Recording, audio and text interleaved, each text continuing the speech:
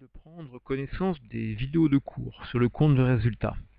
Donc tout au long de ces vidéos, vous avez pu voir que nous faisions des calculs, un solde intermédiaire par-ci, un solde intermédiaire par-là.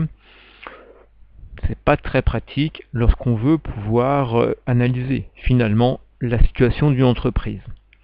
Donc avant de vous attaquer aux exercices, je vous propose qu'on regarde rapidement un tableau qui permet de rassembler tous nos calculs en une seule page. Ce qu'on appelle le tableau des soldes intermédiaires de gestion.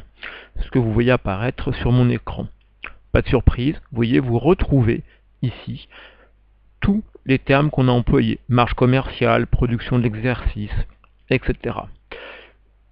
On peut mettre plusieurs colonnes, donc même faire des calculs sur plusieurs années. Ça, on en reparlera beaucoup plus dans le chapitre 2.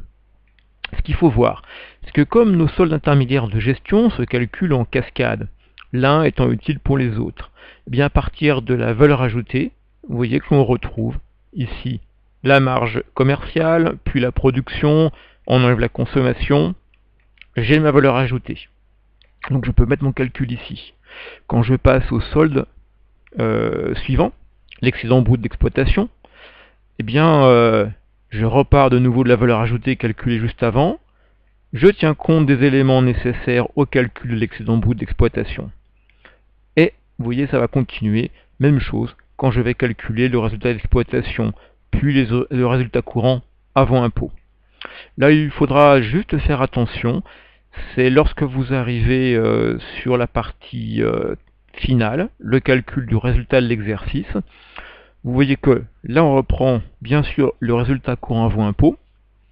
On tient compte de la participation et des impôts, mais surtout, et ce qui quelquefois déstabilise un tout petit peu, vous voyez apparaître deux fois le terme résultat exceptionnel.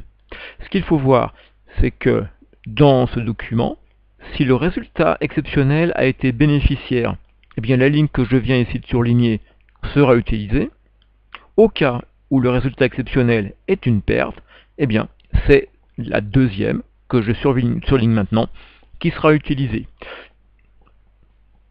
Ce qui veut dire que quelle que soit la situation qu'on rencontre, il n'y en aura toujours qu'une qui soit utilisée et non pas les deux. Voilà, faut pas que ça vous embête plus particulièrement. Et puis si vraiment c'est quelque chose qui vous ennuie, vous enlevez l'une des deux lignes et vous conservez et n'utilisez que la case restante avec le signe plus ou le signe moins, comme vous l'aviez obtenu lors du calcul du résultat exceptionnel. Voilà, il ne faut absolument pas que ceci vous déstabilise d'une quelconque manière. Et on verra plus tard que là, l'utilisant en version Excel, ça nous permet de dupliquer, industrialiser, automatiser nos calculs. Je vous remercie de votre attention.